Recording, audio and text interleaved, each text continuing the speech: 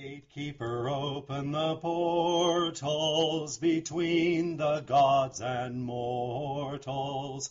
Power freely flows as our magic grows. Great goddess Columbia, we dedicate these words to you. You, great mother of all. From you, all which have come before and after us was born.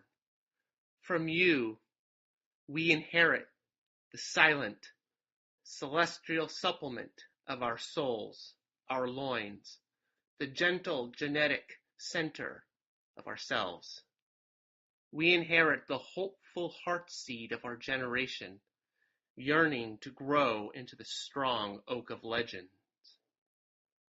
We inherit the soul of our bodies, striving to support ourselves and our siblings in stride. We inherit the passion to pot our seeds and watch them grow, those seeds swollen with the sweet waters you have provided for them from your overflowing river. We inherit the name Columbia herself, which you have graciously poured onto our heads to placate the fire that ravages in our hearts. We inherit the stag, running, darting, rushing, dashing, racing next to your waters, guiding our restless hand to create the words we speak now. We inherit you. Radiant Mother, accept our offerings. Accept our offerings. Hi, I'm Aaron. And I'm Jonathan. And you're listening to Part the Mist, a podcast by a pair of ADF Druids here in Portland, Oregon. All right, Jonathan, you want to tell us a little bit about our deity of the occasion today? Okay, well, I guess a little story. Columbia, which is not an actual Indo-European deity, but is what we consider the deity of Portland, Oregon. I mean, Oregon has been inhabited by indigenous people for a very long time, and they have spirits and deities of this area, and we don't want to culturally appropriate their deities. So instead, we kind of got the vibe of the land and said, well, what about Portlandia? Like, we have a statue of Portlandia, but however, that's copyrighted, so we can't use Portlandia.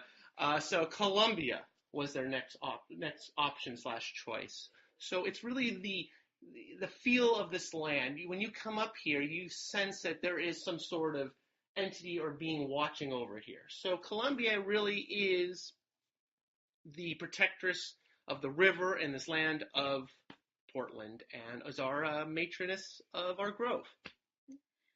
Our sovereign goddess. Exactly.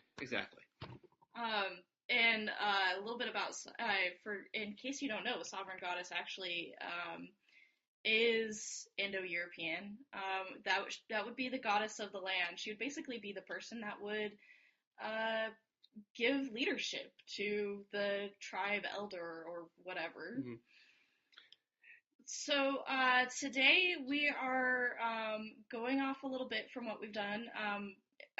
We've kind of focused in our last episode on ADF specific. Today we're actually going to be talking about public ritual as it pertains to us in ADF, and public ritual in general. Yes. And it's not going to be just us. No, actually, right now we have another member. Say hello, Ember. Hello, Ember. Hello, Ember. Excellent. And so she'll be joining us in this episode, and a little more of the talky parts a little later on. Yeah, and we should be joined by at least one other member a little bit later in the episode. Mm-hmm. So, I wanted to follow up a little bit on our last episode. We talked a lot about Isaac Bonowitz. I did a lot of research on Isaac Bonowitz. And then in the last month, I actually picked up Bonowitz's Essential Guide to Druidism by Isaac Bonowitz, ironically.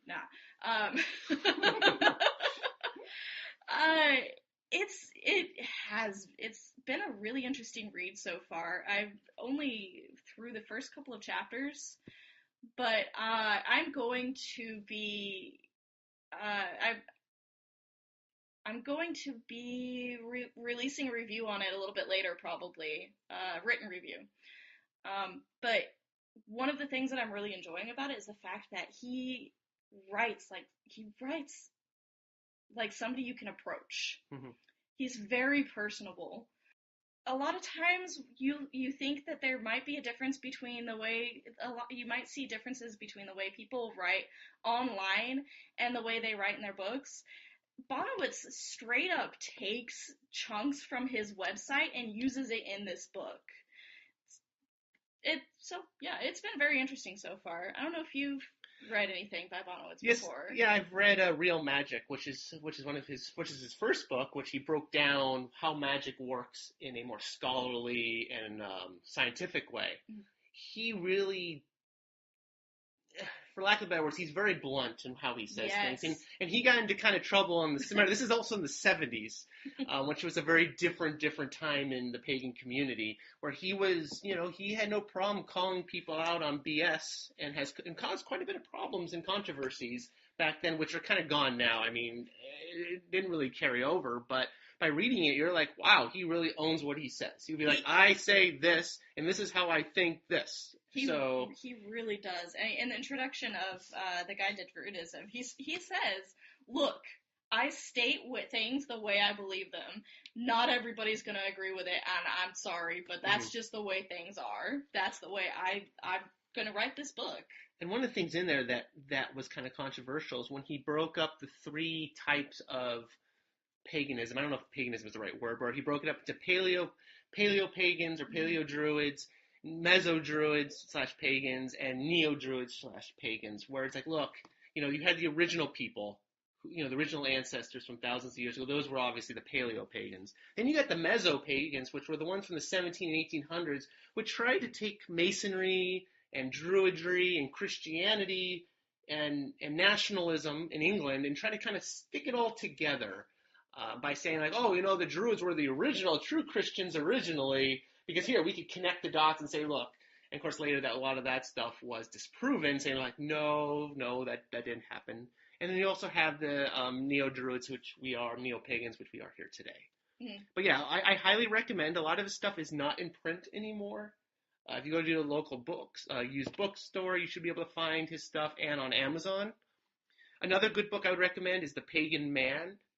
Because it's one of the few men-centric books, and his writing is very accessible and very, like you were saying, was not talking down to you. It's very much like, hey, listen, this is what I think, and whether you believe it or not, that's okay. He doesn't write like a scholar. No, but he was. He has his master's degree, but that's he made it so you didn't have to be an elite, and it could be anybody could understand it, regardless of your reading level. The way he writes, it's like I feel like I'm having a conversation with Bonowitz himself almost. Yeah, it's his books are like, now Real Magic is a little bit more technical because he does get into the science of it, but other than that, it's very accessible. I know. I wanted to read that one. I think he has another essential guide to something or other. I don't remember. To Wicca and witchcraft. It is, yeah. Yes, that's another one. That was a little bit more controversial as well, because that was calling out people. Again, mind you, this is the 70s or early 80s. The whole. I think what he really tackled was the unbroken lineage, which was a very big thing from what I understand in the 70s and 80s. And we're like, no, you're not the 50th generation of a witch. It's that's not. No. He was a very controversial, very popular pagan figure. Mm-hmm. Yes. So I think there are links to a lot of his publications on his website that we mentioned in the last episode, Neo-Paganism? Yeah, it's neopagan.net. Yeah. If you also if you go to YouTube, you could find some 70s interviews with him too, and those are pretty interesting. They're the ones around Halloween, so the newscasters would go and interview your local pagan, because that's the only holiday we celebrate, right? Right. Yeah. Totally. So anyway, so other than the book, how have you been? I've been really good. I'm still on the job hunt in the real life, in the pagan life. I'm doing a lot of writing for the Grove and working on Beltane, which will have been celebrated by the time this podcast is released. But right now I'm still kind of putting the final touches on that. I'm really excited. We're going to be dancing with fairies. It's going to be awesome. Let's see, myself. Well, I've been busy because we sent in the paperwork to become a full official Grove, and that takes a little time. I decided, you know what, our Grove needs a new website. So I've been spending quite a bit of time rebuilding our website from the ground up, and it's a lot of work. So it's a lot of work indeed, and also working on some clergy stuff for ADF as well. Yay, clergy stuff. Amber, what have you been up to? Well, outside of mundane responsibilities, I've been working on Grove stuff as I hold office as Chief Druid for the Columbia ADF. And I'm also working on my dedicant studies, hopefully to be completed by the end of the year. At least that's my goal. Excellent, excellent. That's my goal too, but I'm working on year 2 here, so we'll see. Yeah, can I just say the only part I'm not looking forward to are the book reports. Because I mean, I understand why they're needed, but it just brings back horrific memories of like junior high, high school, having to write these things, and it's like the equivalent of doing story problems in math. I just loathe doing book reports. I mean, I'll do it because that's what needs to be done, but it's going to be my least favorite. I can tell you right now. I'm okay with the book reports so far. I just kind of, to me, I treat it like a review. I am reviewing this book for other people to check out, and I plan on actually having my stuff out there as kind of reviews too. But for me, the sticking part is writing up the virtues. I think I've done like 4 of those so far, and only one of them I feel good about. And I felt so good about that one. I just put it into our last newsletter. So. Well, I went ahead and I completed the Dedicant path in 2013? It was 2013, but I started in 2010, and I never changed things when I submitted it. I just submitted, 3 years worth of work, and going back and reading it, I'm like, what is this? This pass. It was literally like Jar Jar Binks, like Misa likes wisdom is very important. And I'm reading this. So I do prison ministry, right? And I brought mine in. So yeah, they call that the 0 draft. Yeah, it was. I submitted. Yeah. So I was reading it as an example for the women inmates I work with, and I'm reading this, and I'm like, what is this? Whoa. Oh, wow. Okay. But anyway, so I've been busy. Sounds like we've been busy. So before we get into our group conversation here, we're going to give a little bit of public ritual etiquette, the do's and don'ts of public ritual. Yeah, we've experienced, we're doing this, we're in our 3rd year, and we've experienced quite a bit, and it's not so much as people trying to do this to be nasty, it's more of just general, people just don't know. And basically because in paganism, a lot of it is either, small group work or coven work where it's not so much in the public arena. And hey, if you're someone that's sitting there going, look, guys, I've done public ritual, I know what to do, chances are you have that one friend that should listen to this episode. So here's your chance to politely say, here's what you should do. All right. So, who would like to start this? I mean, would you like to go, Ember? I mean, you've been you've been in paganism for a long time. Yeah, I think as far as being on the pagan path, I think this summer solstice will make it close to 20 years. So yeah, I've been around a bit. I could just say some of my pet peeves that I've witnessed during public ritual. One of the main things is chitter chatter. When a ritual has started, preferably there should be respectful silence. Now I understand some things come up, like if all of a sudden you have this cough that won't stop, or a child that is crying and needs to be taken care of. That's beyond your control. That's fine. But people that still continue conversations in the middle of ritual, whether it be whispering or not whispering, which I have witnessed. It really detracts from the environment and from the, I guess you could say, illusion that you're in another place, in another world. If there's someone that's like giggling and Snapchatting during ritual. You wouldn't talk if you went to a play. Don't talk if you're going to a public ritual. Mm-hmm.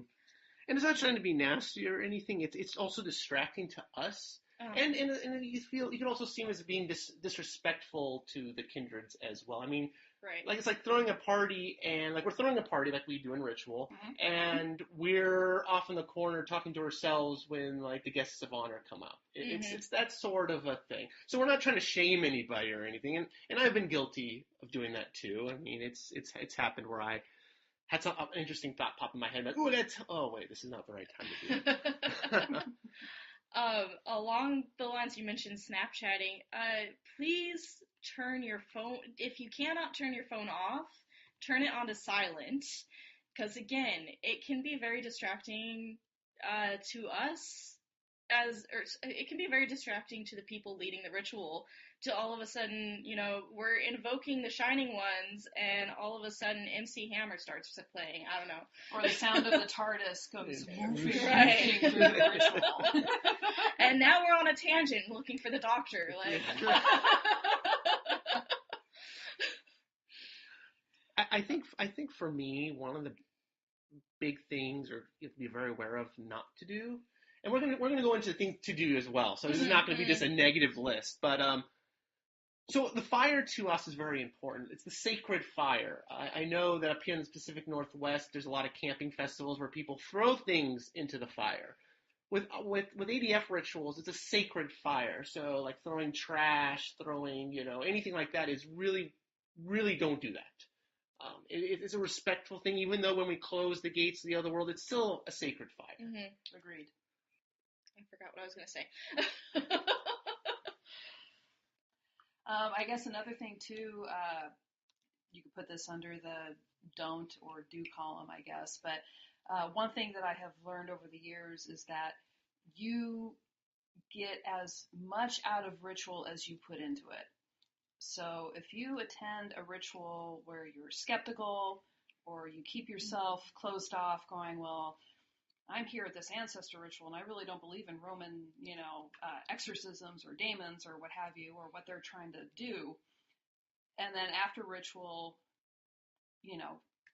gripe that, well, I didn't get anything out of it. That didn't do anything for me. It's like, well, unfortunately, you have to be able to be willing to try and participate in the ritual to get something out of it. It's not automatically going to land in your lap in a beautiful wrapped gift with a big bow. I mean, you have to put in some work, some effort into it. The ritualists can't do all the work for you. We just can't. And that's one hell of a big responsibility to put on a ritualist's shoulders. Yeah.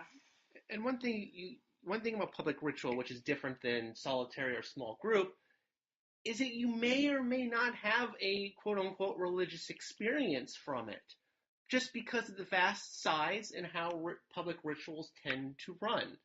Public rituals, in my opinion, is about community. Yes, there are people who get connection to our rituals. A good majority of people do, but sometimes you don't. That's the point of our rituals, like I said, is community, and not so much of having this revelation of like, wow, look, this is happening. Yes, that might happen, but to expect that to happen at every ritual is a huge, huge burden to put on the grove or group and the ritualists. I mean, that's a lot to ask for. I know that there's some rituals up here that they spend over a year, getting together, practicing and putting forth, and then they're fantastic because it's taken a year to do that. ADF rituals are 8 times a year. And so it's very hard for us. I'm not trying to make an excuse or anything, but it's really hard to expect, like, well, I didn't get this, profound experience from this. No, it's about community. Yeah, it's not like our rituals are sponsored by THX and ILM to where the sound is going to be freaking amazing and there's going to be special effects to die for. I mean, that's just not going to happen every single time. And we're being realistic with you. I know we like to also say how great our rituals are too. So we're not trying to say that ADF rituals are boring or we're not saying that. We're just trying to be realistic with you here. We make mistakes, we forget stuff. I do like I said with the prison ministry, I forgot to do praise offerings. It happens. Stuff like that happens. One thing that I would like to say is if you find a mistake in ritual, if you find a mistake in written material, please don't yell out that you found a mistake. That happened to me. I misspelled a word in the program, and somebody in ritual said, "This word is misspelled." During ritual. Yes, I'm a crappy speller. Yes, I'm dyslexic. It happens. I got an editor now to edit myself, so it's all good now. But, it happens. You wouldn't do that anywhere else. And along those lines, what you are used to doing in your personal rituals or in your coven or at home is most likely going to be different, either greatly different or a little bit different from what is happening in public ritual. It is perfectly okay to ask questions. We encourage, in our grove, we encourage you to come up and ask your questions. But please reserve those questions until after the ritual.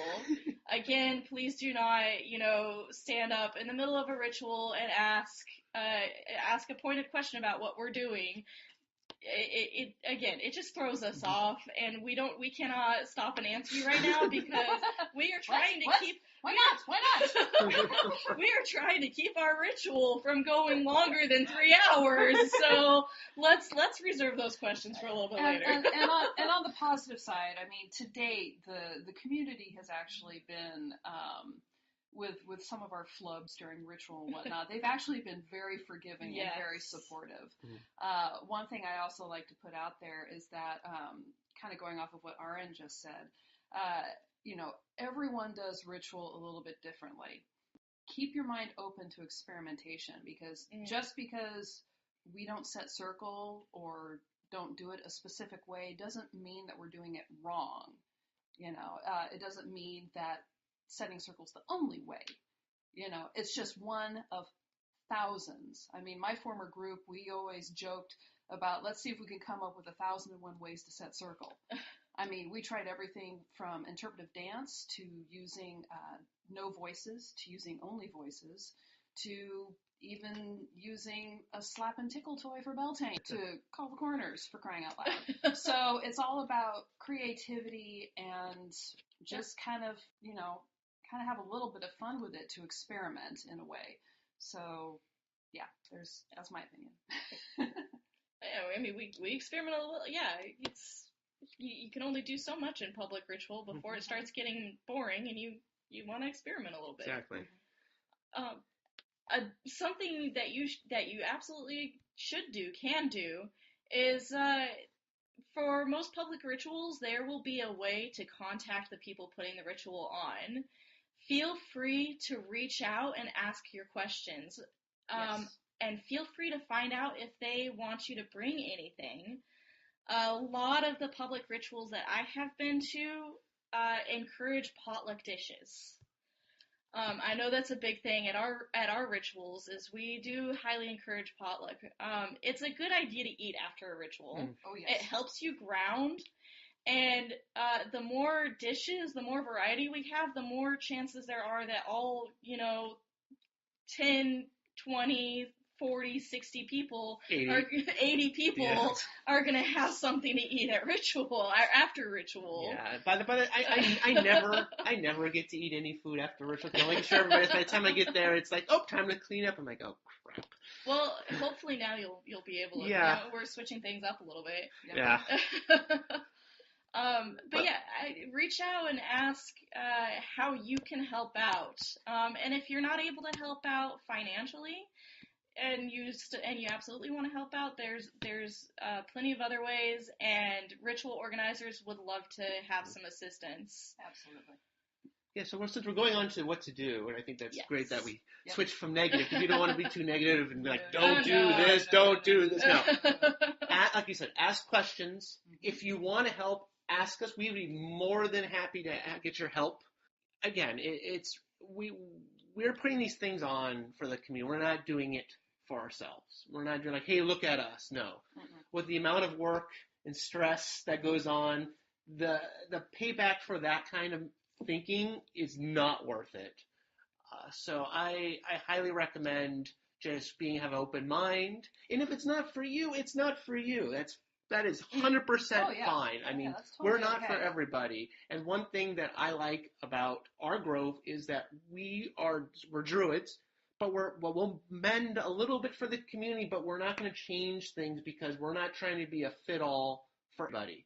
Right. We can't. I mean, we're not going to be everybody's cup of tea. We're just here to provide a service for people. Yep. Do you have any other do's? Things you should do be creative and dress up as wonderfully as you want when coming to ritual. There is nothing I love more than watching people come to ritual and they are like dressed to the nines. I mean, I know some folks, it's like, you could show up in t-shirt and jeans. That's totally cool. But there are a few who are like satorically blessed where they are able to create these amazing costumes. So go ahead and wear your fairy rings or wear your cloak and bring your magical staff or your special headdress or whatever. Because, I mean, this is a high day. This is a time to dress up and have fun and celebrate. So yeah, by all means, I mean, don't feel that you got to hold yourself back. I always love seeing how people get all dressed up for the occasion. Mm-hmm. For public ritual, with us in particular, we don't have requirements. We don't have things that you have to wear. Dress the way that you feel comfortably, and Exactly. in my experience, that applies to all the public rituals that I've been to. I'm excited for our next upcoming ritual right now because it's going to be Beltane, and I've been dropping the pun, wear your fairy best. Dress like a fairy. I'm excited to see the costumes that people are going to be wearing. Yeah, I am too. It's like, I mean, I'm actually looking forward to seeing if people are going to be wearing like elfin ears or have any fairy wings or dragon wings. Oh yeah. Oh, I really hope someone wears dragon wings. That would be really, really cool. Or even like bird wings, like raven or hawk. I would love to see hawk wings. I want to make some raven wings. That probably won't happen for this ritual. Next year, goal for next year. Yeah, when I have the money to craft the stuff. So I think the last bit of advice that we could give or let people know is if this is a public ritual, bring an offering to deities or ancestors or nature spirits. Bring something. So that way you can kind of make the ritual a little bit of yours as well. Because I think that the point of public ritual is for all of us. It's not just a one group or one person's show. So bring something, even if there isn't a time in ritual, bring something to make an offering. Now, in our rituals, there is a time to make offerings. So yes, bring something. Something preferably you made or something you bought. Now, I'm gonna go a little controversial here. Uh-oh, that's new. Yeah, well. Taking a page out of Isaac Bonnewood's book. This is actually this is from somebody whose name will not be mentioned. Before ritual, and this is again my opinion, you take it if you want or not. Before ritual, if you go around and you didn't bring an offering and you pick a flower or some leaves or some branches on the floor and make that as an offering, that's not really an offering from you. Think of it this way. It's like going to a party and you didn't bring a gift. You don't know what to give them, so you go into the host's bedroom and you say, "Oh, I know that he likes this." You take it and then you offer it to them like, "Here you go, look what I brought you." Now you see, this is where I slightly disagree. Because, if you show up, I mean, because let's face it, life gets in the way to where all of a sudden you look at your watch and you're like, "Oh, holy cow, I've got to be at ritual. I got 20 minutes. Oh, I wasn't able to get an offering this week." So you show up at ritual and you look around the grounds and you find a flower or you find a stone. So if you actually find something that speaks to you and even put, a little bit of your energy into it, saying, I want to make this as an offering to the deities and whatnot, then I think it's perfectly acceptable. It's all about the intent. It's not about the object itself. So if your intent is that you really want to, you find a flower in the parking lot that speaks to you and think that's great, then do it. But if your intent is, this'll do, and you pick up a twig, well then no, then right. That's not really going to be a proper offering. Okay, so I could see that. I could see that, but yeah, I think what the way I was speaking of was what you said, the latter, being like, here's something, okay. Here's something to make an offering. I didn't bring anything, so here you go. No. Well, okay. Sometimes I forget, or I don't forget, but I wasn't able to go out and get something, or lately I've been, like I mentioned, a little financially strapped. At the last ritual, I offered the song we were already singing at the moment, and it was just about it was about the intent that I put in it. It was about, in that moment I stopped just singing the words, and I sang a song. I offered a song to the deities, and and that's the thing with our public rituals. You can offer dance, you can offer song, you can offer poetry, anything that's from the heart. Yes. That's the key factor. If it's from the heart, that is an offering that will please the kindreds. Yes. And I can agree with that. I can agree with that. Yeah. But also know that if you decide, for example, I want to offer up my grandmother's engagement ring as an offering, it's gone. you can't take it back. If it's something where you hope that you can offer it again and again and again, well then that doesn't really make it a one-time offering or a true sacrifice. So by all means, if you're going to give something up as an offering, make sure it's something that you are willing to let go of. Mm-hmm. But that said, we have had people bring like potted plants. Yes. And they set the potted plants in front of their associated kindred, and it was really more their intent was really more along the lines of, I offer this life that I will grow and I will prune. I offer this to the kindreds. And then they took that potted plant back home with them, and they nurtured it, and they cared for it. Oh, that's really cool. Yeah.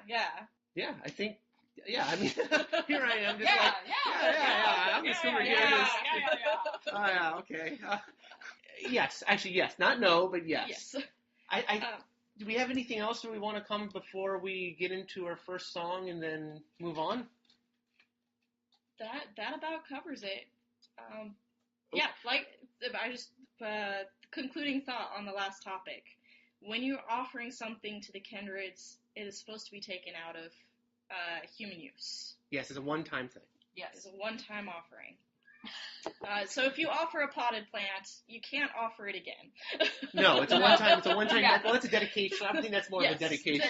True. Cool.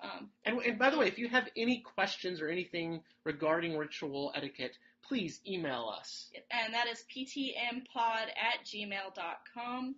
If you're going to a public ritual in your local region, you should reach out to the people hosting that ritual. All right. With that being said, I think we'll go ahead into our first song, and the song will be from Emerald Rose, Fire in the Head, and we'll be right back.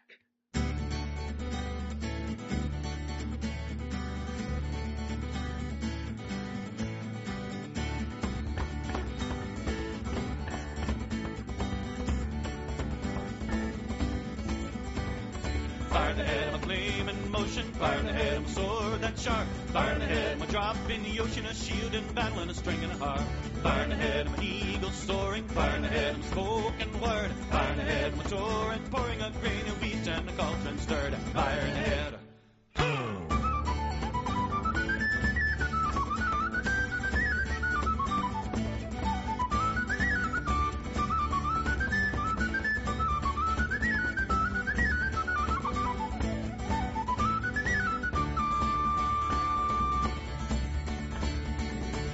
six rhymes, a sly and hinting, a rapping, bullskin banging a drum. Wee Jack's looking, a one-eyed squinting, hopping on one leg, sucking his thumb. The black's down chasing me around the oak tree, humming a tune that I must learn. The black sound's gonna feast over me, but oh, her cauldron spits and burns. Fire in the head of a flame in motion, fire in the head of a sword that's sharp, fire in the head of a drop in the ocean, a shield in battle and a string and a harp. Fire in the head of an eagle soaring, fire in the head of a spoken word, fire in the head of a torrent pouring a grain of wheat and the cauldron stirred. Fire in the head.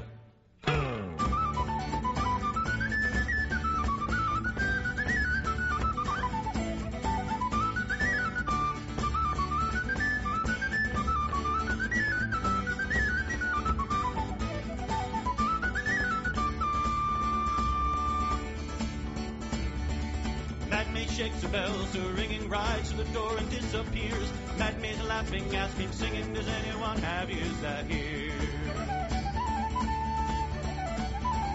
Raven sat in a creek and pondered while the alder tree is strong. Raven's head flew up and wandered, singing stories and telling songs. Fire in the head of a flame in motion, fire in the head of a sword that's sharp, fire in the head of a drop in the ocean, a shield in battle and a string and a harp. Fire in the head of an eagle soaring, fire in the head of a spoken word, fire in the head of a torrent pouring a grain of wheat and the cauldron stirred. Fire in the head.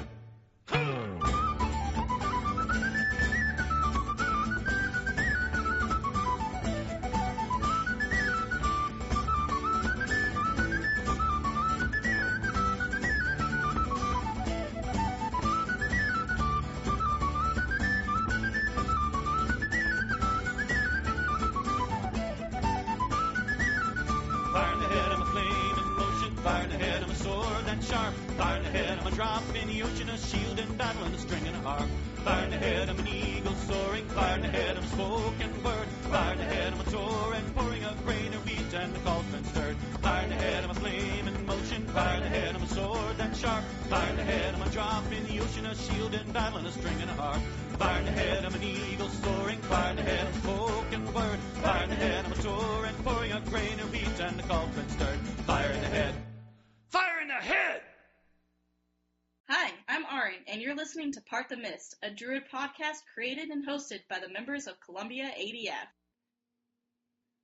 Alright, and welcome back to Part the Mist. So we're going to be talking a little bit about our personal experiences with public ritual. As I stated in the first episode, I've been a pagan since about 2005. 2007, sorry. Most of the rituals that I have done have been public rituals. When I was solitary, I didn't do a whole lot of solitary rituals, and I've never really been a part of a closed coven or anything like that. The first group that I did belong to was kind of a cups group. It was unofficially a cups group. So all the rituals that we did with them were definitely public. Mostly a matter of handing out parts as people showed up to the ritual. It was very lackadaisical and very fun. And I've also did public, those were more private rituals, I guess, actually, with California State University of Long Beach, where I went to school.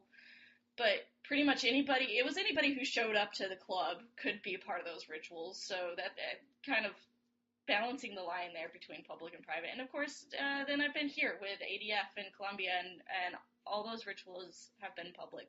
Although I am getting a little bit more into doing solitary rituals for the high day specifics, since we don't do our rituals on high day, which has been pretty fun. But that's not relevant to today's episode. So Ember, why don't you tell us about your experience? Okay. In the beginning, when I was kind of in the whole New Age bent, you guys are going to have to help me out here. This one church that's universal, not the Universal Life Church, but I can't remember. It escapes me right now, but this one church where all are welcome, whether they're pagan or... Unitarian Universalist? Thank you. The Unitarian Church. I was actually a member there, and and they actually had a theater troupe, so I was part of that theater troupe, and we would perform like mini plays, which in a way was like a ritual in regards to delivering the message of that particular sermon or lecture. And then eventually I got involved into Wicca, and I was in a closed group for many years where we did everything from Sabbats to Esbats. That was where we learned the 1001 ways to set circle. But we weren't very social. We really didn't branch out to other pagan groups or we didn't even go to pagan festivals. I mean, we were very, very secluded. And technically with ADF, this has been my first experience doing really big public ritual. And I kind of love it, and sometimes it scares me, but I still kind of love it. Well, I think when I said 2005 initially in our first recording, I think that got stuck in your head, Orange. Yeah. So back in 2005 was my first experience with public ritual. It was with a CUPS, which was another Unitarian Universalist group. I don't remember very much about it because that was a long time ago in a haze of my early 20s. But for the most part, I primarily do public ritual. I rarely ever do solitary work. My spiritual fulfillment is with the community and going out there, and when I invoke, the kindreds or invoke specific deities, that's my spiritual fulfillment. So all the hard work I put into each of these rituals for the rituals and the ones that I'm leading, that's my spirituality. That's where I get my fulfillment from. But yeah, I've been doing public rituals for Columbia for 3 years. I was part of, like I said in another previous episode, I was part of Raven's Cry Grove in Los Angeles. I was doing rituals with them for, I think, 4 years. I'm not 100% sure, but I think it's around 4 years. So I have about 7 years of experience doing public ritual. So yes, I've been working with the community for a while now. Multiple pagan communities for a while. Ember, what was your favorite public ritual so far? Because we'll have plenty more favorites in the coming years. Oh, yes. My personal favorite has to be the hands down, the ancestor ritual that we did on Samhain, this past Samhain in 2015. It was a Roman ritual, and even though in the past I have helped out a little bit here and there by taking the omen, this was the first time I was actually co-writing and co-leading an ADF ritual, which was very intimidating. But I loved it. Everyone, all the ritualists did an amazing job. The three people that personified the demons, our inner demons, everyone was amazing. It moved a lot of people, and for me, I had a personal moving experience calling on Dispater. It was a very humbling experience, and I wouldn't say it was a rush, but it was a bit frightening because I was summoning Dispater from words that I had written, and I could feel that there was a shift, and it was amazing, and there was a lot of respect. We weren't just like, oh yeah, show up and we're going to ignore you for the rest of the time. All in all, it pretty much went off without a hitch, and if there was a hitch, we were able to improvise and let things move along smoothly. I got a lot of positive feedback, mostly from people that were like, how it helped them, or how it helped them grieve for a friend who just recently passed. It actually allowed people to open up, complete strangers, open up and come and talk to me about people, loved ones who have recently died. And I thought that right there was just an amazing blessing. because so many of us don't want to talk about death or open up about it. So the fact that everyone or most people felt comfortable enough within the community to share such personal stories, I consider that to be one of the highest blessings ever. And so that's why that ritual is one of my favorites. Would you mind, because what we did was so unique and so different, do you mind going through just a little bit of the dispatcher and demons part? Sure, briefly, because explaining this can go on for quite a bit, so I'll try and be brief. The premise was, to put it bluntly, was exercising our inner demons. Because in Roman culture, they believed that if someone died a tragic death, whether that be, suicide, murder, childbirth, what have you, it leaves kind of like a stain on this world, on that soul, to whereas the soul might move on, that tragedy stays behind and clings to whatever living person is nearby, to how it can affect them. And so so we called on Dispater, we pleaded with him to bring his hellhounds to take those demons away, because those demons belong in hell and not with us. So the hellhounds had to take them back where they belong. So that is why Dispater was called. That is why we thanked him, averted our eyes and whatnot. It was a very powerful ritual for quite a few people, because not only did it deal with inner demons in regards to how, other people have treated us, residue from bad relationships or bad family crap or what have you. But it also dealt with inner turmoil, for those of us that felt like we suck, we're not worthy, we're ugly, we don't belong, we're freaks, what have you. It brought the entire community together to realize that all of that stuff that the inner demons were telling us were lies. It was all an illusion, because we all belong. We all are amazing human beings. We don't suck. And thank you very much, Ember. You're welcome. One thing I'd just like to add, Ember used the word hell. In Roman mythology, there were multiple levels of the underworld. If you died, you went to the underworld, regardless if you were good or bad. There wasn't a heaven. So when you died, you go to one of the multiple underworlds, and one of them was a hell-like underworld where you would be punished. And then there was also underworlds where, like the Elysian Fields, you would go there if you were like a good person. So when she says hell, it's not so much, just to clarify, it's not the Christian hell. No. It was a Roman concept which was taken from by other religions as well. What? Yeah, what? That doesn't sound like something that would happen. No. But yeah, thank you.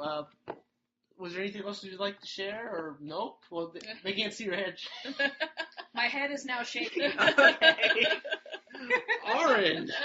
Because the thing is, I was going to mention that, but since Ember said it, so I have to think of something else. So Oren, will you go next? Sure. My favorite public ritual is actually not an ADF ritual. Back when I was a part of Nature's Path, back in Long Beach, I got to write, plan, lead, do pretty much everything for Lunasa, I think 2011. And that was an amazing experience for me.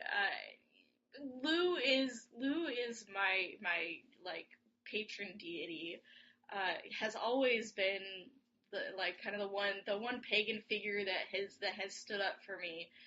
But at the time, I was still getting to meet and to know him, so I was just learning about what Lunasa is, about how it's basically this awesome like barbecue in the park for games and horse races and all like that good stuff. And I say leaders. Technically, we didn't have leaders in that group, but they were kind of our pagan leaders in the group. Asked me if I wanted to be in charge of that, and I jumped at it, and I loved it. It was my first real foray into the bardic arts, where part of our major magic working was me telling the story about Lugh and the Hill of Tara that I recounted in the last episode. And we got to get together and have this game planning, and it was an absolute blast, and it was so amazing, having all of these pagan elders who trusted me to be able to do this, and of course, I had Lugh there backing me up and patting my back in his Hawaiian print shirt. Being basically Uncle God Lugh.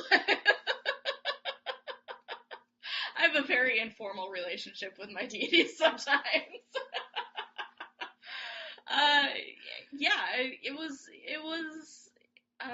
It was a lot of fun. I don't know what else to say about it. It was awesome. Sounds like it. And Jonathan is still trying to figure No, out. I got it. I'm still thinking about Lugh and the Hawaiian print. Yeah, the first thing I think of is Tom Selleck, Magnum PI. Minus the mustache. Minus the mustache. Okay. Yeah. But I thought he was the mustache. No, okay, so that comes from I was having a walk down in Tualatin. So the Hawaiian shirts didn't actually come in until last year, but now I cannot replace that image in my head. I was having a walk down in one of the local nature parks here with my partner Sam, and talking about my relationship with deities, and Sam is an agnostic, so that's always kind of a fun conversation, because I don't know how seriously he takes me or not. And I'm talking about Lugh, and how Lugh has always kind of had this fun Uncle God feeling for me, and he's a blast. He's a very fun-loving deity, and Sam says something along the lines of, So does he wear Hawaiian shirts like mine? I'm like, not until you just said that, but he likes that a lot, so thanks. So, for those of you who also follow Lugh, I'm sorry.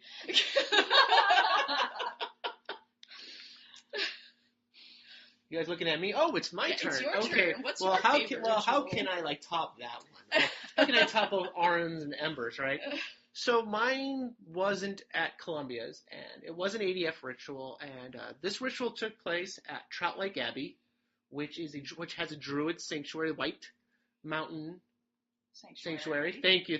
I had my brain for some reason couldn't figure that one out, but yes, the White Mountain Druid Sanctuary. It's run by the still Archdruid Kirk Thomas. Until May 1st, which by this time it would be the new Archdruid, which is Drum. Mm-hmm. He has about a 50-foot stone circle that seats about 50 people. So it's a nice size stone circle with, I don't know how tall are the stones, like 14 feet. Some of those stone pillars. I mean, they're huge. So every high day, Kirk does all 8 high days throughout the year, and they're public. He's about an hour and a half outside of Portland. Mm-hmm. So the one that really stood with me was his Samhain ritual about 2 years ago. Kirk's, if you haven't seen a Kirk ritual or been to a Kirk ritual, it's quite fantastic. It's a one-man show.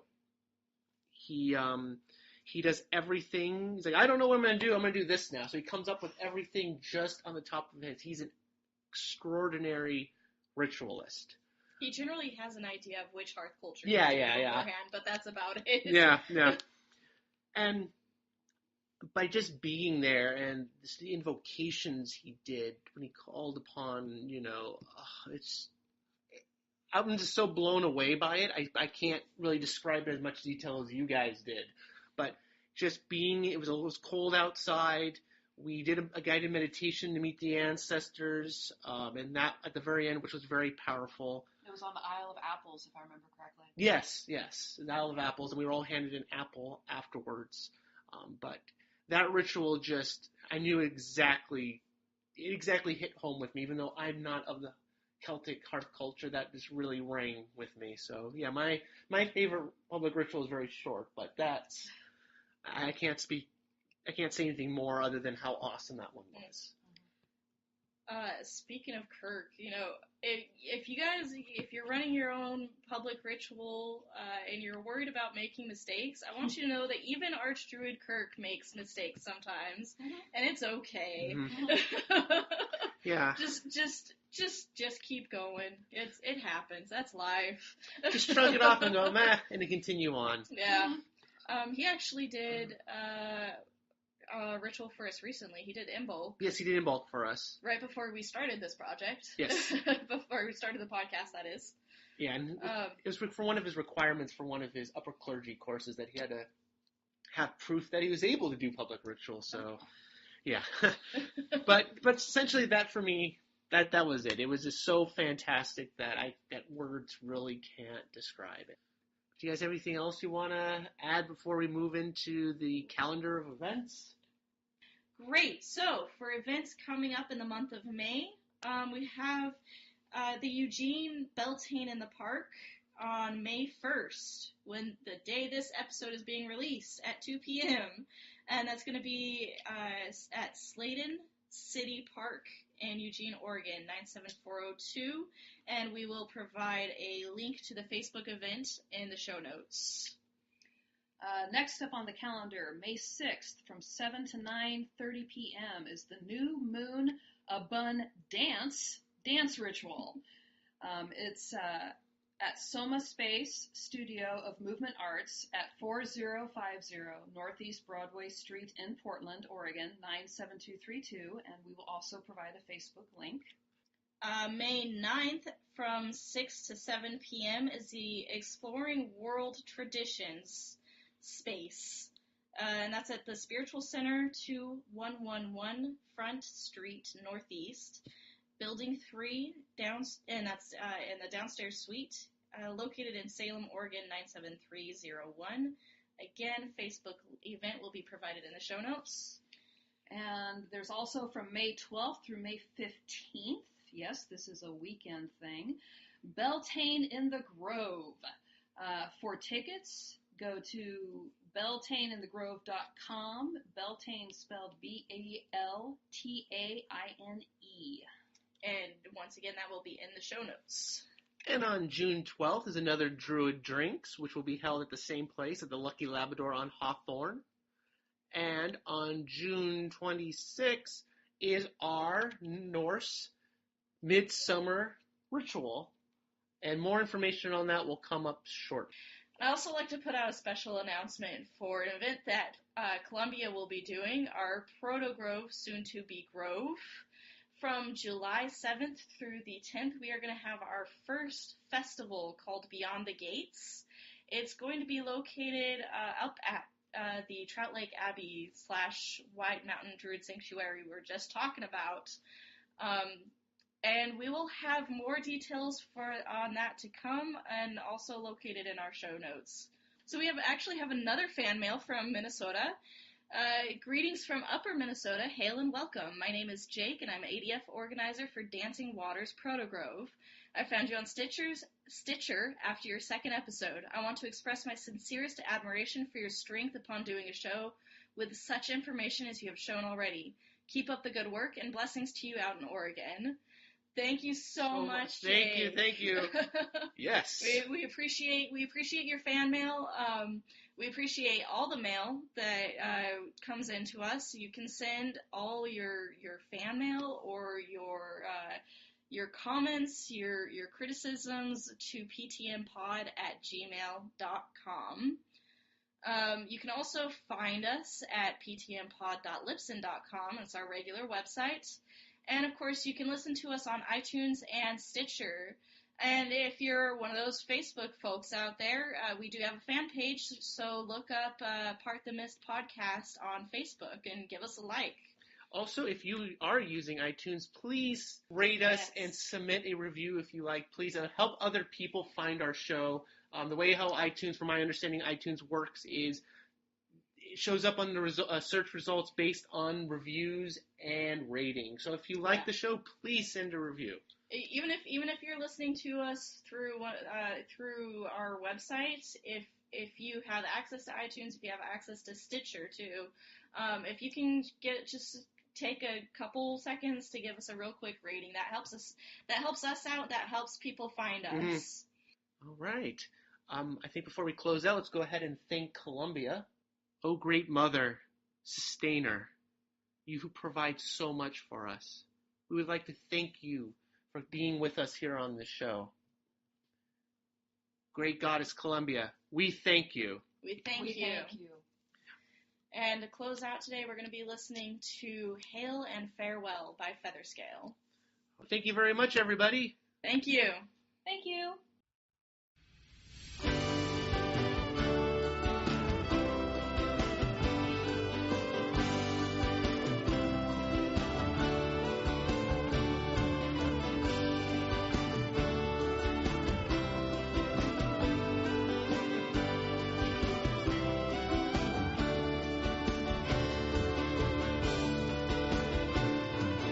Back to the place we know so well, place where we go to return,